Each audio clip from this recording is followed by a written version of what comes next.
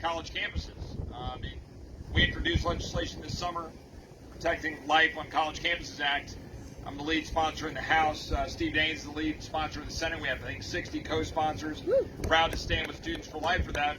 You shouldn't be able to have mail-order abortions. You shouldn't be allowing our daughters, our sisters, our loved ones to have abortions alone in their dorm rooms, in their apartments, on college campuses. It's just an absolute tragedy. But I think I want to put in perspective what we're talking about on December 1st. I was present for the debates there at the Supreme Court on the Texas heartbeat bill. Obviously, we're dealing with the Mississippi case on December 1st. Just put in perspective the supposed controversy here. That we're talking about the possibility of limiting abortion to 15 weeks. Put that in perspective. In Texas, 97% of abortions would still be allowable under 15 weeks. I'm not here to celebrate that. What I'm here is to put in context the controversy by those who will go out and, in their zealousy, go attack those of us who are saying that it ought to be left to the people through their democratically elected representatives to make decisions about how best to protect life, how to stand up for life. And that's what we're talking about here. Again, putting that all in perspective. 39 European countries have 15-week or less limits. 39. We have 27 European countries that have 12-week or less limits. We have 5 that have 10-week or less limits. We have Texas now that has leaned into a heartbeat. I would point out that in the United States House Judiciary Committee a couple of weeks ago, we had a spirited debate about the Texas heartbeat bill. What word do you suppose my Democratic colleagues did not want to utter? Heartbeat. Why might that be? Because everybody knows what a heartbeat means. Everybody understands what a heartbeat stands for. It stands for life. So my Democratic colleagues in the House Judiciary Committee didn't utter the word heartbeat. No, instead they lamented and talked about the extent to which this law would infringe on rights, they say.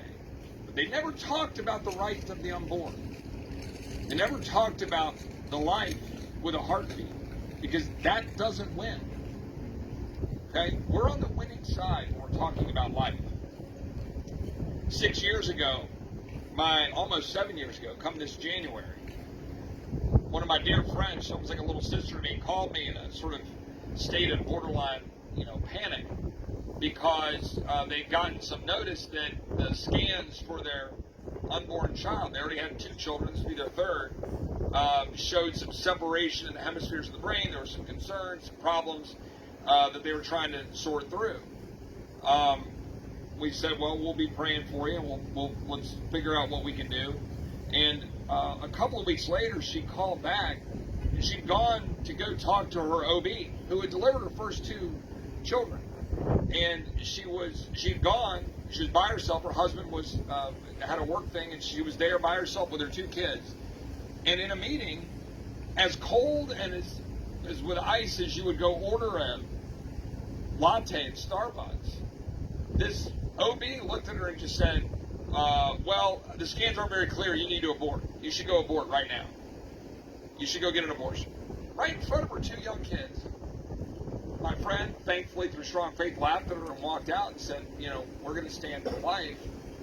That third child is now a healthy 6.5, soon to be 7-year-old bouncing boy who is my godson. Now, there are stories like that across this country. There are 3,000 human beings who will be alive because the Texas heartbeat bill over the last 2 months has pushed back on the abortion industry that profits on the death of the unborn. 3,000 people. I want my colleagues on the other side of the aisle to explain to me what they want to say and look in the faces of those 3,000 in 20 years and say that they think they should have been aborted. That's what we're talking about. That's the perspective here, is understanding what's at stake. And we're going to be standing up for life. We're going to continue to stand for life. I appreciate Students for Life. Thanks for everything you all are doing. God bless you. Keep up the fight. You're the next generation. You're going to lead this forward. Thank you. God bless you.